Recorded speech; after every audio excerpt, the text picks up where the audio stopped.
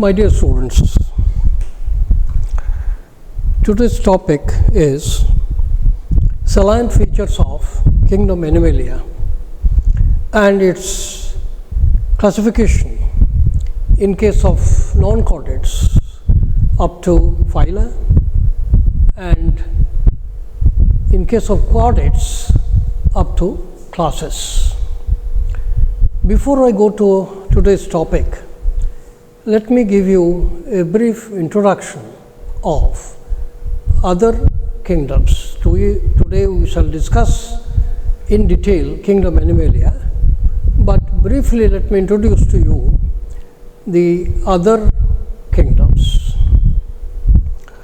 Now, you are aware that the living world is classified into three domains. Living world is classified into classification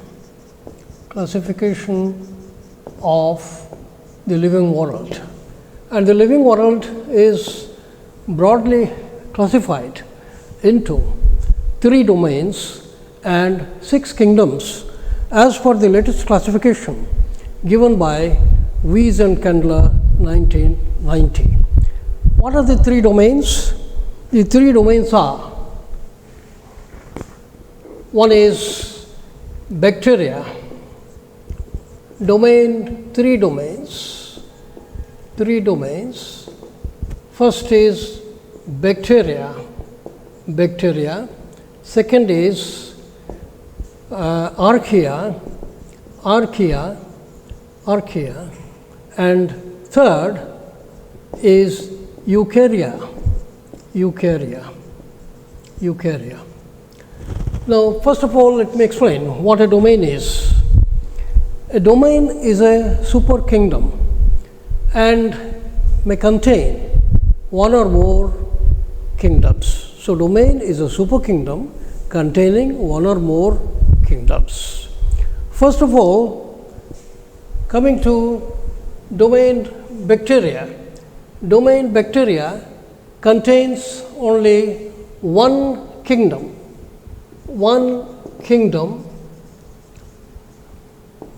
that is eubacteria. Similarly, archaea contains one kingdom, that is archaebacteria, and eukarya contains four kingdoms.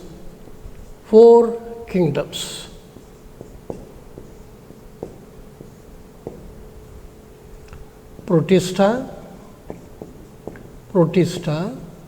fungi, plantae, and Animalia. Animalia is the kingdom to which we all belong and which is the subject for discussion today. Now, coming to briefly eubacteria. Now, eubacteria are divided into two broad types basing on the type of stain that they take, whether they are gram positive or gram negative. Gram positive and gram negative. Gram positive and gram negative, the basis is which group takes which stain, whether it is positive to the stain or negative to the stain. Gram is Christian Gram, named after whom the staining procedure is named. Now, coming to so eubacteria are divided into two groups. One is gram positive, and the other is gram negative. Now, gram positive contains both useful as well as disease causing bacteria. One example of a useful bacteria is lactobacillus,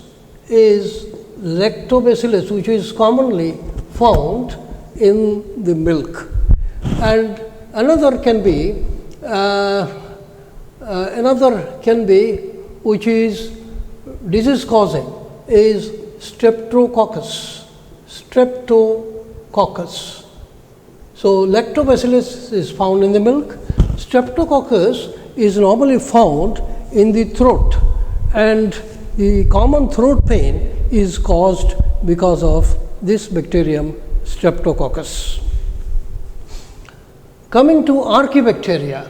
Now archaebacteria contains 3 familiar groups of simple bacteria, and these 3 groups are methanogens. Methanogens are found in wetlands, in water bodies, wetlands, where they generate methane. Methane is also generated in the alimentary canal by such methanogenic bacteria. And so methanogens. The other is the thermophiles. Thermophiles are those that are found in high temperature surroundings. So thermophiles. And the third one is the halophile group. Halophile group, which is halophiles, which is found in high saltwater bodies, highly salty environments, halophiles. So these 3 groups, methanogens, thermophiles and halophiles, constitute archaebacteria, which is a group of simple bacteria. And coming to protista are eukaryotic, unicellular. It is the kingdom of eukaryotic unicellular organisms, and belonging to this group are algae. 2 familiar groups are algae, and the other group is the protozoans. Now coming to fungi. Now fungi is a group of unicellular or multicellular heterotrophic organisms.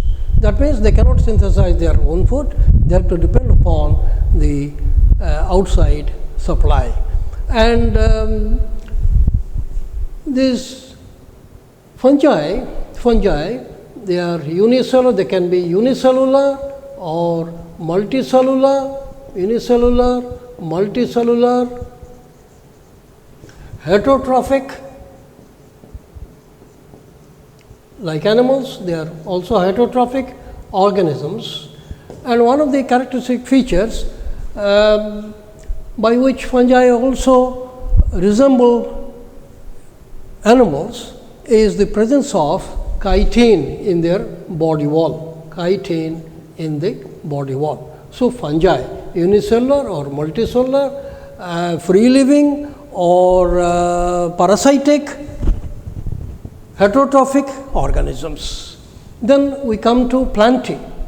Now plantae, with which we are all familiar, contain chlorophyll, so they are autotrophic, they are multicellular and eukaryotic. Autotrophic because they can synthesize their own food with the help of the chlorophyll that they contain in their cells. Now these plantae are often categorized into 3 groups. The 3 groups are bryophytes or bryophyta, pteridophyta. Bryophyta group includes these mosses. Pteridophyta includes the ferns, and we have what are known as the two other groups are gymnosperms, gymnosperms, gymnosperms, gymnosperms, gymnosperms and angiosperms. Angiosperms. Now, of these four groups of plants, the first two, Bryophyta and Tetraphyta, are non-flowering. They are non-flowering plants, non-flowering plants, whereas gymnosperms and angiosperms are flowering plants, flowering plants. Again, angiosperms, as we all know, are broadly categorized into monocots and dicots. Monocots and dicots. So, this is a very brief account of the, of course, Animalia we will discuss in some detail. So, apart from Animalia, these are the different kingdoms about which we made a very brief discussion. Now, before we go to Animalia, kingdom Animalia, let us remember that a kingdom is divided into several phyla, singular is phylum. A phylum is divided into several classes. A class is divided into several orders, an order into families, a family into genera, and a genus contains several species. So, now each of these, from species to kingdom, is what is known as a taxonomic group or a taxon. Now, what is a taxon? A taxon is a group of naturally occurring organisms, naturally occurring organisms which have several similarities. There may be close similarities or there may be broad similarities. So, taxon, so the largest taxon is therefore is the kingdom, and the smallest taxon is the species. And if you arrange them in a ladder-like manner or in a tree-like manner, then species is the smallest and kingdom is the largest. So, this arrangement is what is known as the taxonomic hierarchy. Taxonomic hierarchy.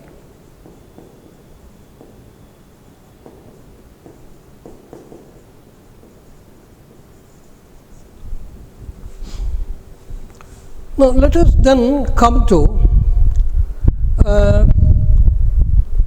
kingdom Animalia. So, with this brief introduction, we come to our topic, that is kingdom Animalia.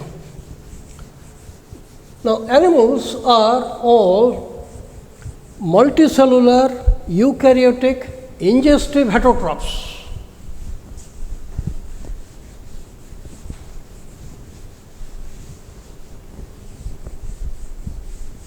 So, animals are kingdom Animalia,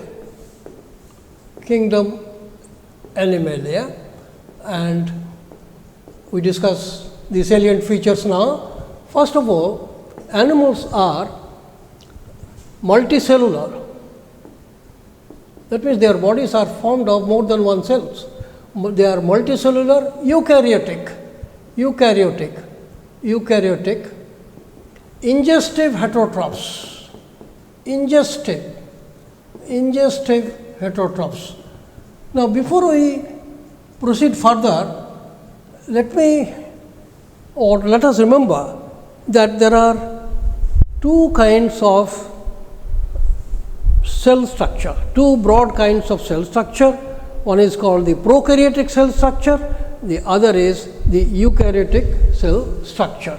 Prokaryotic cell structure and the other is the eukaryotic cell structure. Now, all our bacteria, whether they are eubacteria or archaebacteria, they belong to this prokaryotic cell structure.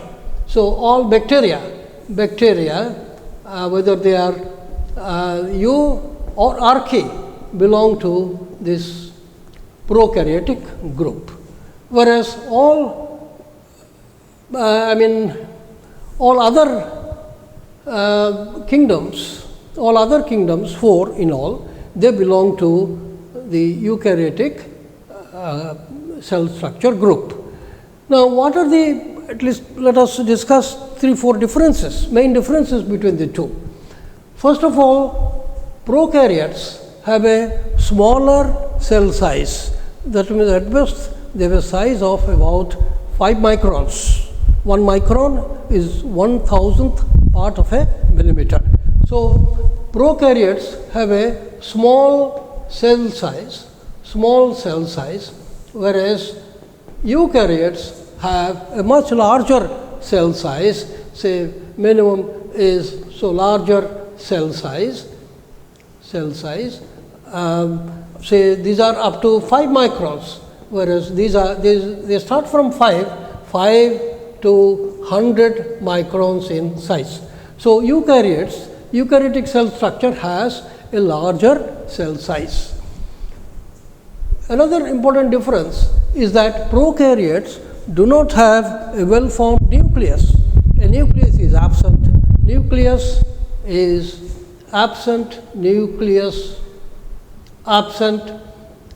And the genetic material comprises a single circular DNA. So, the genetic material is single circular, it's a single circular DNA molecule. Whereas, in case of eukaryotes, a well-formed nucleus is present.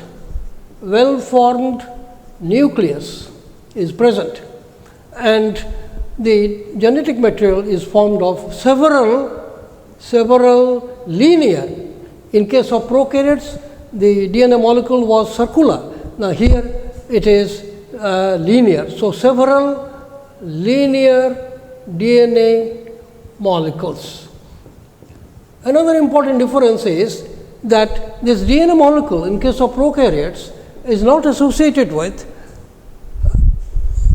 RNA and histones forming chromosomes. So, no chromosome formation is seen in case of prokaryotes, whereas in case of eukaryotes, chromosomes are seen. A DNA molecule, by associating with histones and RNA, forms a chromosome.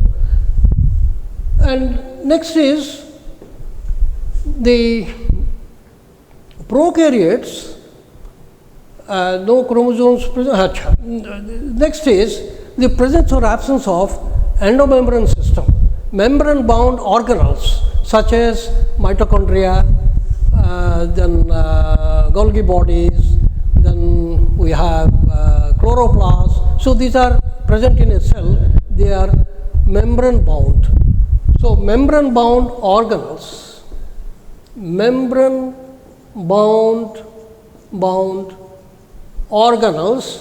organelles absent in case of prokaryotes, whereas in case of eukaryotes, membrane bound organelles present.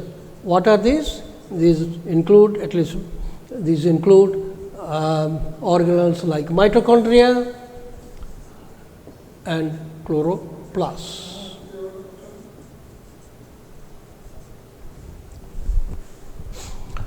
So, these are some of the main differences between prokaryotes and eukaryotes, because we discussed these because the living world contains two basic types of cell structure. So, they are multicellular eukaryotic ingestive heterotrophs. Animals are multicellular, more than one cells are present in the body. So, multicellular. Eukaryotic, just now we discussed what an eukaryotic cell structure is. ingestive heterotrophs.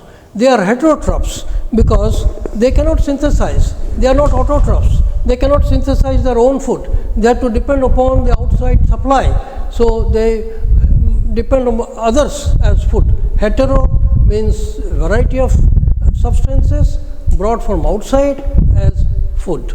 Trophy meaning trophy means feeding. So, they feed upon outside food that is brought to them. Ingestive, this is called ingestive because food has to be brought to them. Food has to be either brought to them or they must go in search of food. So, they are multicellular, eukaryotic, ingestive heterotrophs, and these many different cells are organized. Cells are organized into tissues, organs, and organ systems. Now, cells of any one type performing a particular function forms a tissue. Several tissues come together to form an organ. Several organs come together to form an organ system, and the body contains several organ systems, each of which is responsible for the performance of a particular function. Now, this organization into tissues, organs and organ systems helps the body to perform the functions well. So, body functions are better performed as a result of this formation of cells into tissues, organs and organ systems.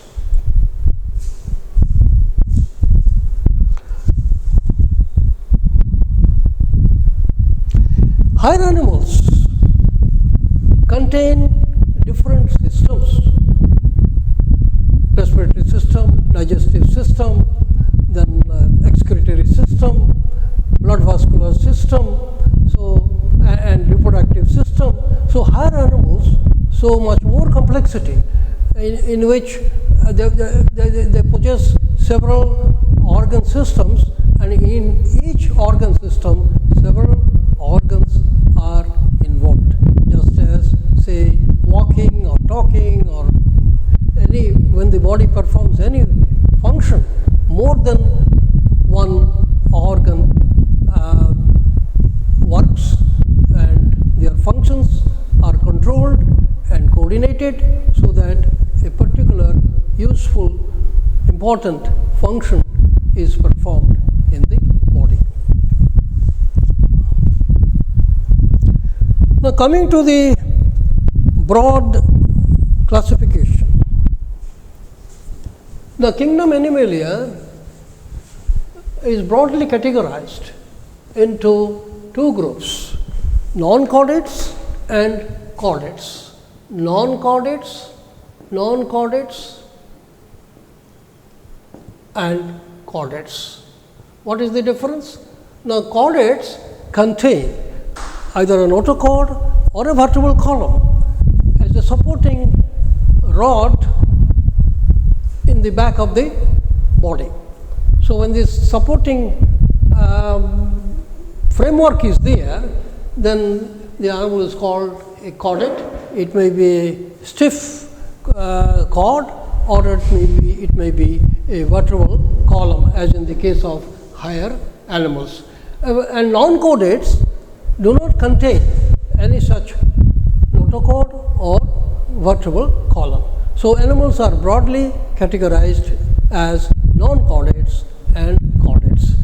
Coming to non-chordate phyla, there are about 9 non-chordate phyla.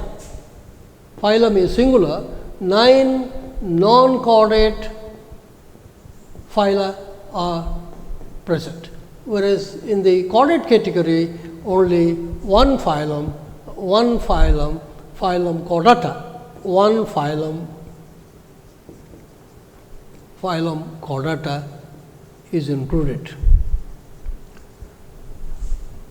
Next, let us come to these, first of all, these non-chordate phyla, 9 of them, one by one.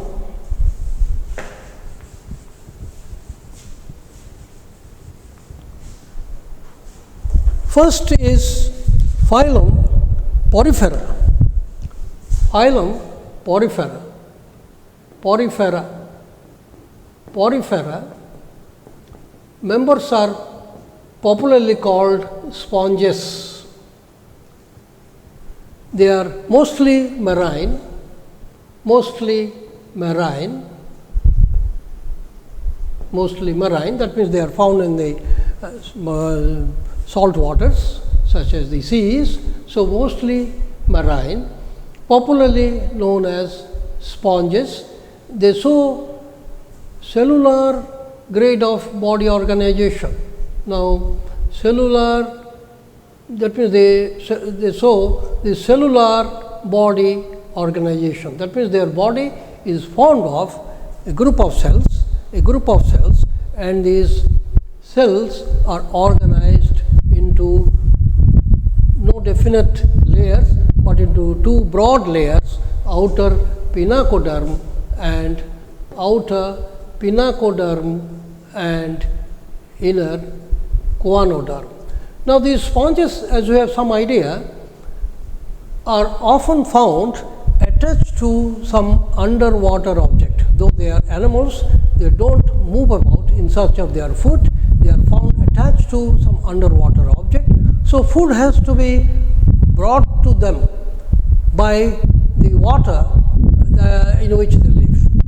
So, for this water to enter into their bodies, carrying not only food particles, but also dissolved oxygen, many small pores are present. That is why the name of the phylum is Porifera. Pores or ostia, they are also called. And what is the function of these pores or ostia? Because they are sessile, they are attached plant-like to some underwater object. Pores are the openings through which a current of water enters into the body, carrying dissolved oxygen and suspended food particles. Now, this current of water is made to enter into the body of the sponge through this ostia by the beating of the flagella of a particular group of cells present in the choanoderm. This outer is pinacoderm, inner is choanoderm. So, in the inner layer, a particular cell type called choanocytes, each of which possesses a cilium. It is shaped like, it is more or less flask shaped. So, beating of this flagellum helps in the movement of this current of water into the body through these ostia carrying dissolved oxygen and suspended food particles. Besides this pinacoderm, outer covering is formed of pinacocytes. Inner layer is choanoderm, mostly containing these choanocytes. This is called a choanocyte. Apart from these, the body contains several other cell types. One important cell type is the spicule secreting, they are called scleroblasts. Another cell type is scleroblast. Now, these scleroblasts secrete spicules, calcareous spicules. They can be monoaxion or triaxion, that means one axis or three axis. So, these spicules provide the framework for the otherwise fragile body. And coming to, so this current of water enters through this ostia into a number of incurrent canals. Incurrent canals lead into excurrent canals. excurrent canals, excurrent in ostia to incurrent, incurrent to excurrent, and these excurrent canals lead to a central cavity in the body of the sponge that is called paragastric cavity. So, this current of water enters via these pores into incurrent, incurrent lead into excurrent canals, and these excurrent canals, all of them lead into a central space that is called the paragastric cavity. Paragastric cavity. It is called paragastric because here digestion, which is mostly unicellular, after digestion, undigested food is led into this paragastric cavity, and this paragastric cavity opens to the outside through a broad opening at the top that is called osculum. Another important characteristic feature of the sponges is their great power of regeneration.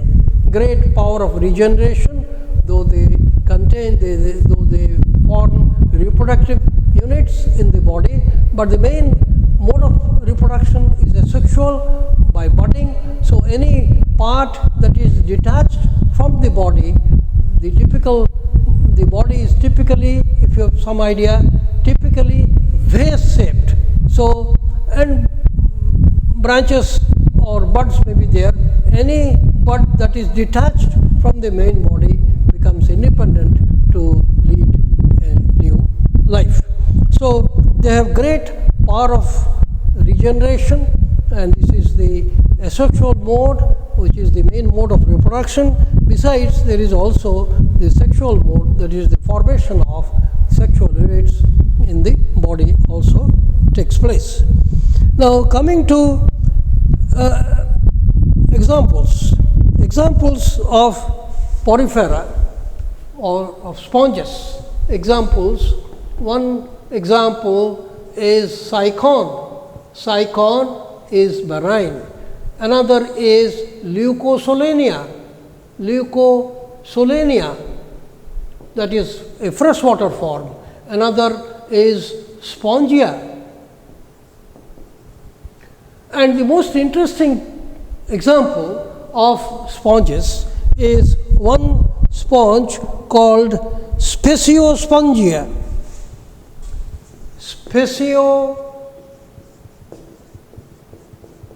Speciospongia. Now, this speciospongia is found in the sea, and you will be simply astonished when you come to know of its size. It is almost as big as the human body, almost 1.5 meters in height and 1.3 meters in breadth. So, this is the largest sponge, that is speciospongia, found in the Caribbean waters, in the seas, in the Caribbean Sea. If you have any idea where the Caribbean Sea is located, so in the Caribbean Sea waters, this speciospongia sponge is found. Now, these porifera are often called parazoa. They are also known as parazoans. Parazoans, because they are the most primitive of all the animal groups, and they have diverged very early from the main line of evolution. And they have diverged very early. So, that is why they are called para meaning parazoa, para meaning beside. And this term parazoa was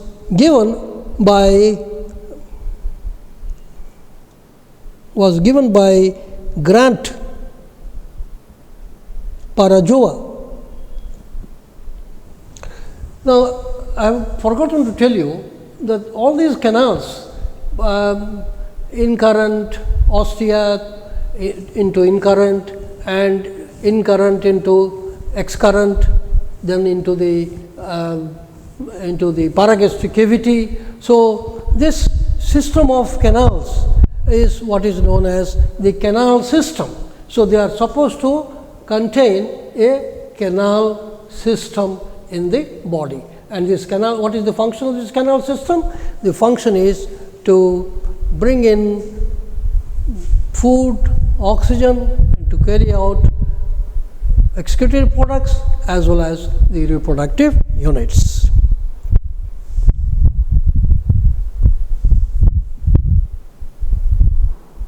Then we come to the second phylum. Phylum number 2 of non-chordates is phylum Coelenterata. So, phylum number 2 is Coelenterata,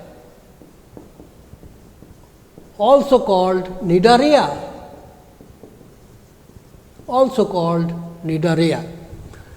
Again, members of this group, this phylum Coelenterata,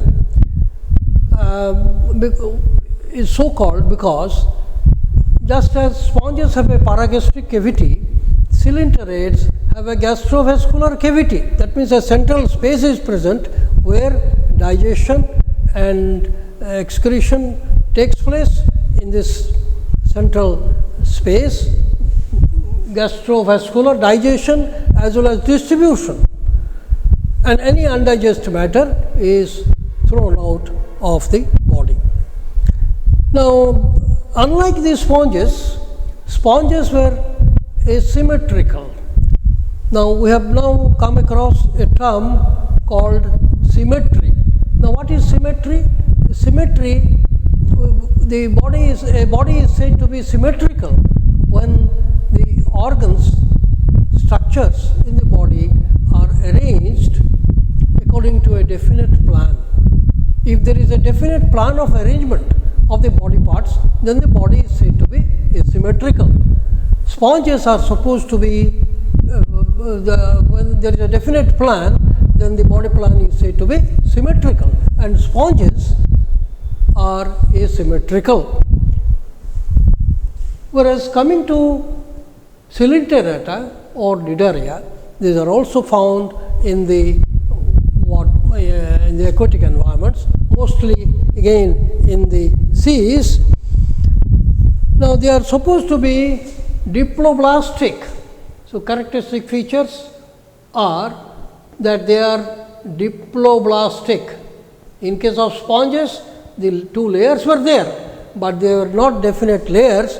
The cells were loosely organized only into two layers. That is why sponges were said to have a cellular grade of organization, whereas these cnidarians or coelenterates, they are diploblastic. That means the cells come together to form two definite layers, two regular layers, outer ectoderm, inner endoderm. In between there is a non-cellular mesoglia.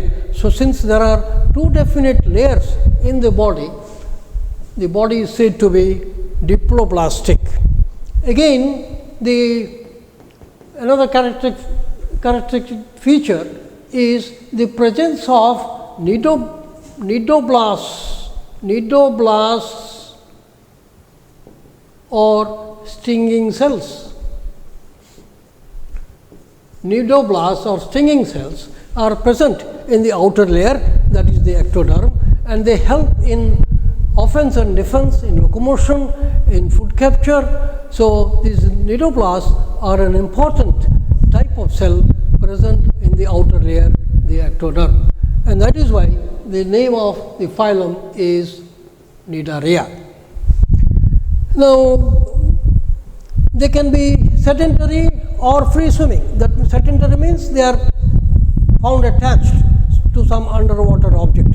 So, they can be sedentary, they can be also free swimming, they can be single, or they can be colonial in their habitats.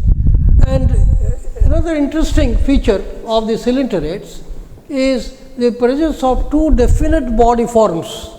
Either they are tubular, imagine the tubular body. So, this is the hydra, this is the mouth located on the hypostome. There is a conical elevation at the entry end of the body, that is the mouth opening leading into the gastrovascular cavity.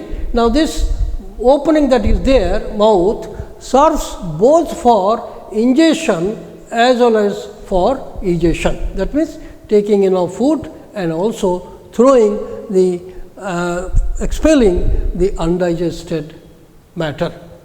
Now, a number of tentacles are present at the entry end. These tentacles help in locomotion. How do they help in locomotion? Actually, the body, when it moves upside down, because with the help of the tentacles, it can crawl on the surface. So, the body, so these tentacles help in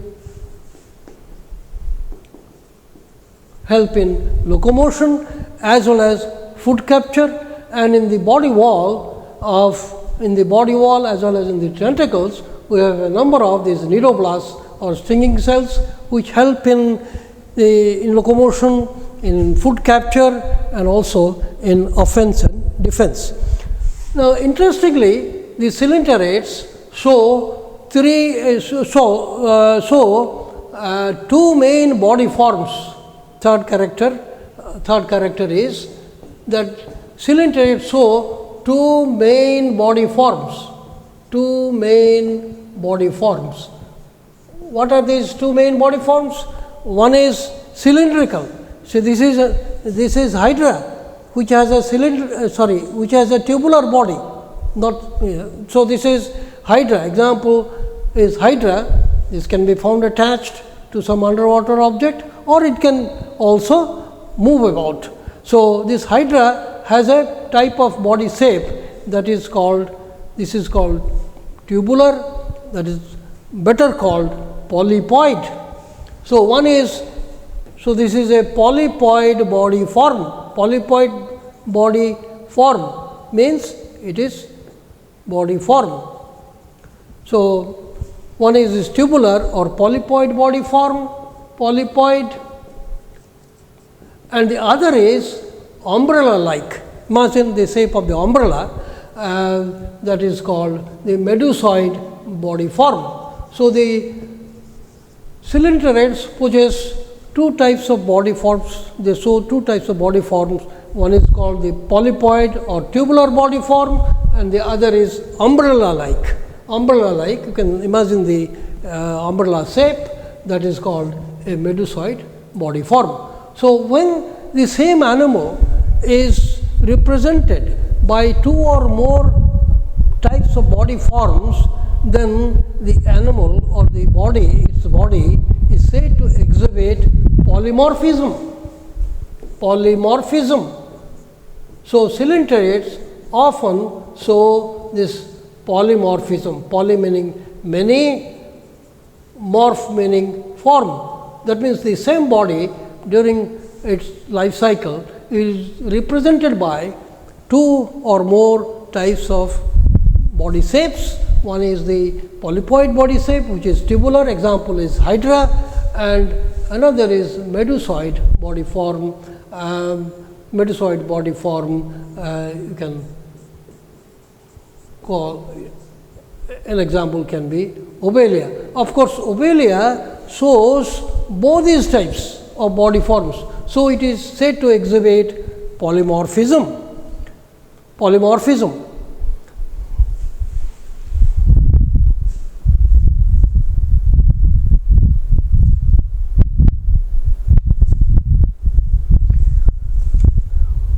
Next, we come to phylum. So, they are not only diploblastic, another term I should have discussed, that is, they are radially symmetrical. That means, they possess radial symmetry. We have already discussed what is symmetry. When the body possesses a definite plan of arrangement of the body parts, then the body is said to be symmetrical, and one who doesn't show this regular arrangement is called asymmetrical. So poriferans were asymmetrical, whereas these cylinderates, they are radially symmetrical. Radial symmetry is the symmetry of a ball. That means any plane of division that passes through the center of the ball divides the body into two equal halves. Imagine a sphere, a ball has a center. So any plane of division that passes through the center divides the body into two equal halves. Thus, there are many planes of division to divide the body, but all these planes of division must pass through the center of the spherical body.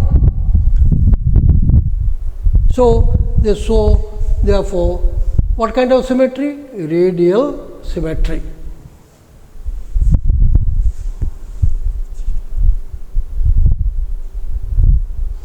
They show both. So they show both asexual and sexual reproduction as well as budding. So the body may contain a bud like this, and if the bud is detached from the main body, then it can become independent, it can become another individual. So budding is again an important mode of asexual reproduction. Reproduction is a method by which more than one cell or more than one individual is formed from the parent body. So when this bud is detached, then it will form another individual. This is an asexual mode, because no formation of gametes takes place here. Only if the branch is detached, the branch will become independent, another individual altogether.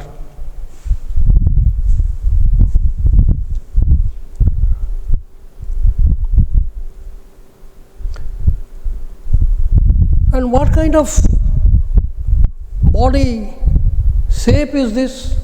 You see, this body, imagine the body of the hydra that has only one opening, both for ingestion as well as egestion. So such a type of body plan is said to be a blind sac body plan. Blind sac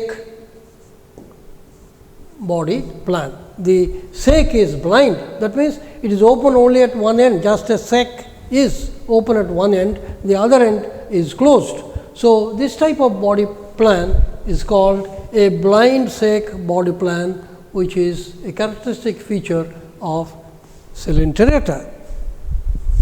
Now coming to examples I think I have already given. One is hydra. Very familiar example is hydra, and that is found in freshwater ponds and lakes. Another is obelia, that is found in the marine waters. Obelia is peculiar because obelia shows polymorphism. That means both the types of body forms are seen during the life history of the same animal. So obelia typically shows this polymorphism. Then another must have heard of corals. Corals are also an example of corals you must have heard of. Corals, they are again found in the marine waters. Corals and jellyfishes. Corals and jellyfishes are also examples of phylum Coelenterata or Cnidaria. Next we come to the third phylum in the line of 9 phyla.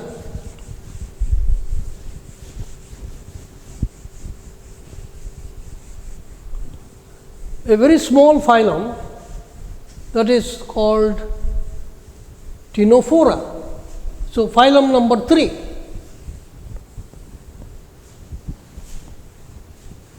Phylum number 3 is Ctenophora. Ctenophora. The name is given because of the presence in the body of 8 comb-like plates for locomotion. Imagine a comb has teeth for combing the hair. So, there are 8 such small combs which are ciliated in the body. These teeth are called teens.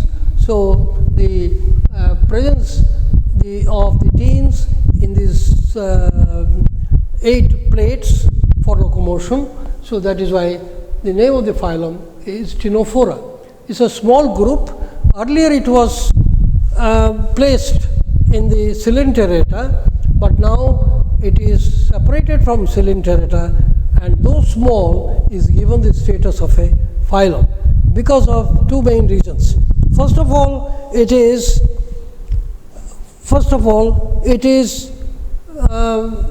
triploblastic. Hydra or Coelenterates were diploblastic. The number of layers in the body wall were 2, ectoderm, endoderm, and in between there was a non-cellular jelly-like layer, mesoglea, but the main layers were 2. But here these are triploblastic. So, one main objection to their placement in the Coelenterata group is the triploblastic body wall. The body wall is triploblastic. Another important characteristic is the absence of stinging cells. Absence of stinging cells, which is very much a feature of Coelenterates. So, because of these 2 main characters which are absent in ctenophores, they are now separated from Coelenterata and placed in a small group, though a small group, but a different group or different phylum Ctenophora.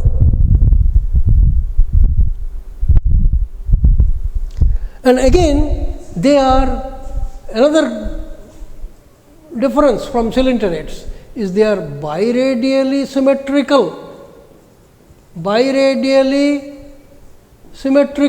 Remember, sponges were asymmetrical, Coelenterates were radially symmetrical. Now, these are biradially symmetrical. Biradially means both the symmetries are combined, both radial symmetry as well as bilateral symmetry. Bilateral symmetry is a characteristic feature of the higher classes, but it contains both these types of symmetry, bilateral symmetry as well as radial symmetry, and that is why they are called. That means the arrangement is such, body organs is such that it is both spherical, it shows both a radial symmetry as well as it shows a bilateral symmetry, and so radial and bilateral combined, so it is called a biradial symmetry. Now, these are the important regions because of which Ctenophora, though is a very small group, is separated from Coelenterates, and a separate phylum Ctenophora is created for them. Then we come to the 4th phylum in the line,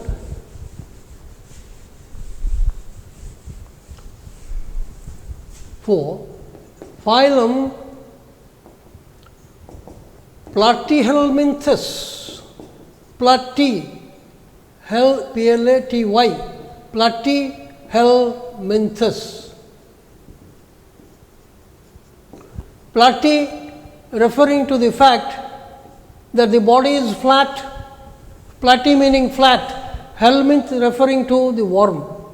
So, these are therefore popularly called flatworms. Popularly called flatworms.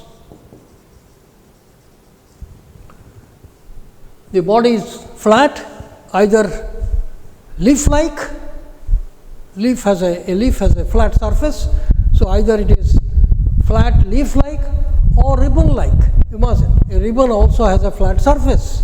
So it is called flatworms because the body is leaf-like, flat, leaf-like, or ribbon-like, flat. And these animals belonging to Platyhelminthes group is, let me draw a small diagram of this this leaf-like body form, Fasciola hepatica. So this is the mouth, this is the sucker, anterior oral sucker. This is the oral sucker. I will come to that. Why an oral sucker or any sucker is present in the body. So we have this is the gonopore, male or female, because both the sexes are combined in one and the same body. So this is the gonopore. Then we have another sucker.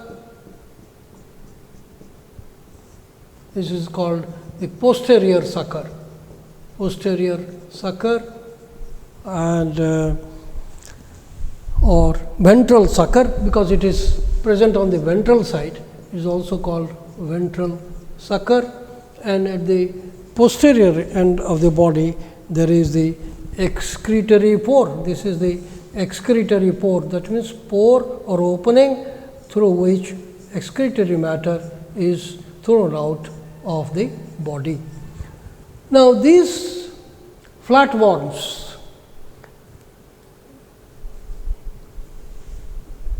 usually are endoparasites. That means they live inside the body of other animals as parasites. A parasite is one who draws its nutrition, protection and all from another body, another animal, that is called the host. So these live as parasites. They are endoparasites. Parasites can be ectoparasites, can be endoparasites if they are found within the body. So these endoparasites are present in the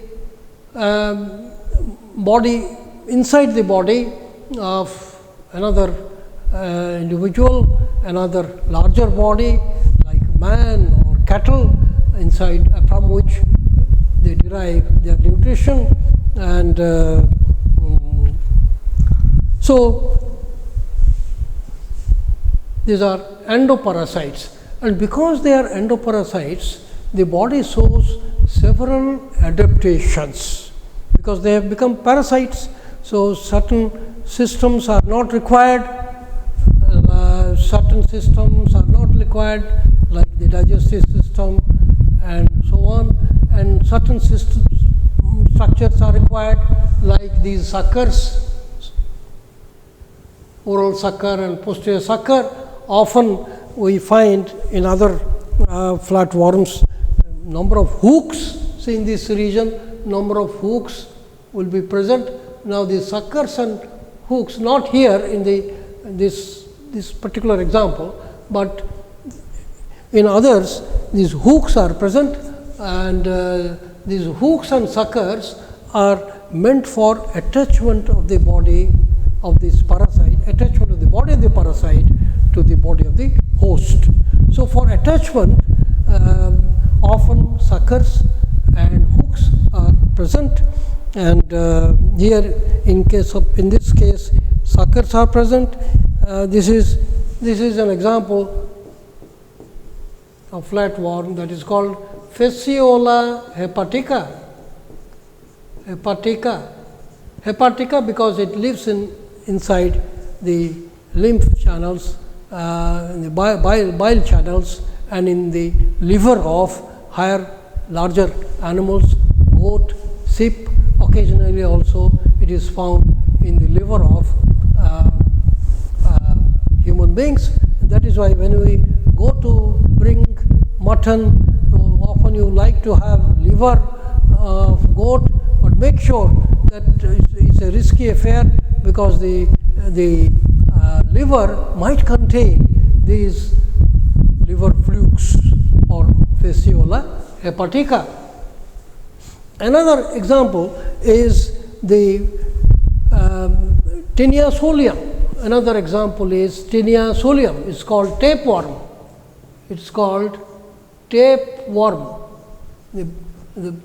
This fasciola hepatica can reach a size of about 10 centimeters, but these tapeworms can reach a size of several meters, and they are also present in the alimentary canal of human beings.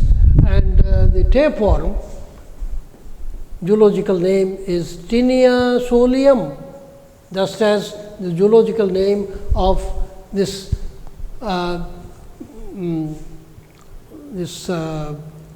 was fasciola hepatica,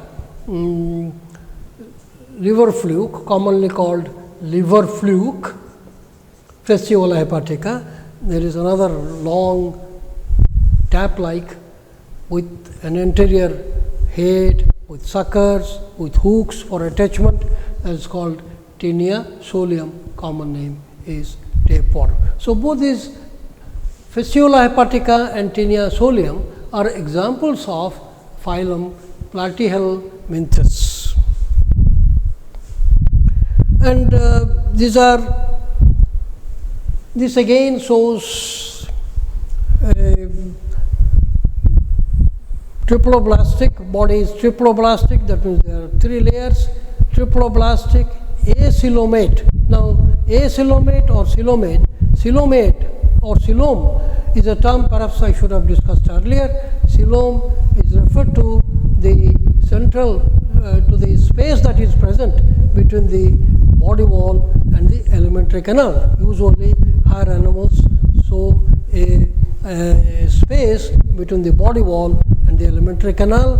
The coelom performs several important functions. So those who possess a coelom are called coelomate. Those who do not have it are called acoelomate. Now these Platyhelminthes are acoelomates.